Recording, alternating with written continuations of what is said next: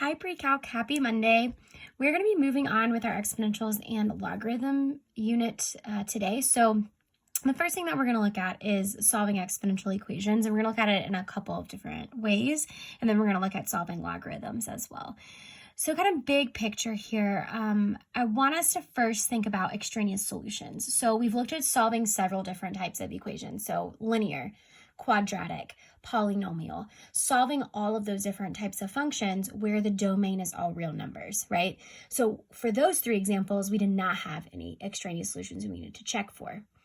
However, when we moved into other examples, for example, like trig functions, or in our last unit, radical functions, right? Like those kind of things, and rationals when we've got a denominator with x in it, I could potentially have some extraneous solutions here. So what makes an equation have extraneous solutions?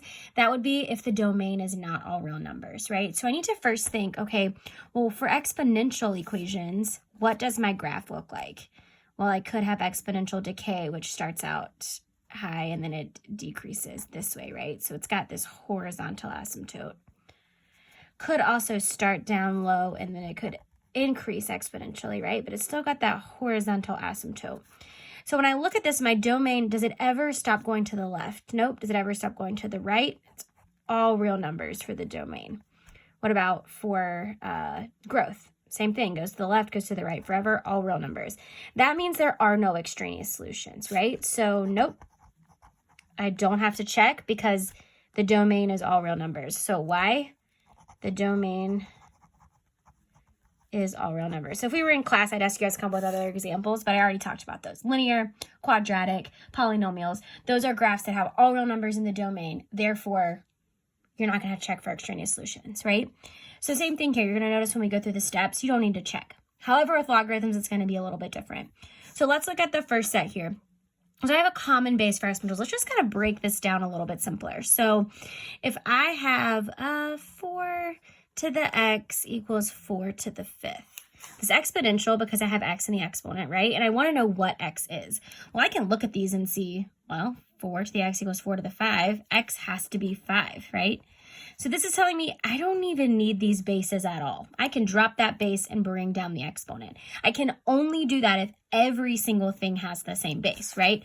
If this was 4 to the x equals 3 to the 5th, I don't know how to make these equivalent. I would have to do some algebra and some manipulation to figure this out. They have to have the same base, right?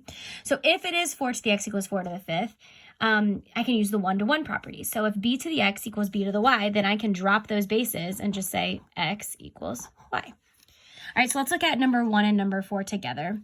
Number 1, 3 to the 2x minus 9 equals 3 to the 7th. Well, I have equivalent bases, so the one-to-one property says I don't need those. I can just bring down 2x minus 9 equals 7, and I can solve for x this way. So then I'm going to have 2x equals 16, divide by 2, and I get x equals 8. And I don't need to check for extraneous solutions because my domain is all real numbers.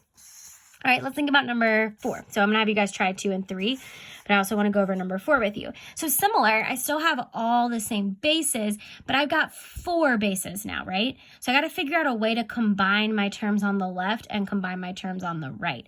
Well, this is when I need to remember my exponent rules because I've got exponentials here. What is the rule when I'm multiplying? So remember, I'm trying to condense this into one base over here and one base over here. What is the rule when I am multiplying bases? What do I do with the exponents? I add those exponents, right? So I'm going to end up adding these exponents. So it's going to be k squared plus k plus, do I need parentheses? No, because I'm just adding 2k minus 9. And I could just drop the bases here because they all have the same base, right? Equals, what's the rule when I multiply bases? Add the exponents, so 4k plus 11. All right, now this is going to be interesting because what kind of equation do you notice that we have here? A quadratic. So how many solutions could we potentially have? 2. All right, so let's continue solving this. So I've got k squared plus 3k minus 9 equals 4k plus 11. When I'm solving quadratics, I need it to equal 0. So I'm just going to bring everything over to the left side. Minus k minus 20. And then how do I solve quadratics? Factor or quadratic formula. I'm just going to factor it here. And I get -5 and +4. Now these are my factors, so what would my solutions be? +5 and -4. And I am done. So what would that mean if I had graphed these? Well, that would mean that it would cross the x-axis at 2 points, at 5 and at -4. I want you to go ahead and try number 2 and number 3, and you can check your answers at the link on the very last page. So that link will be on page 9. You can check your answers.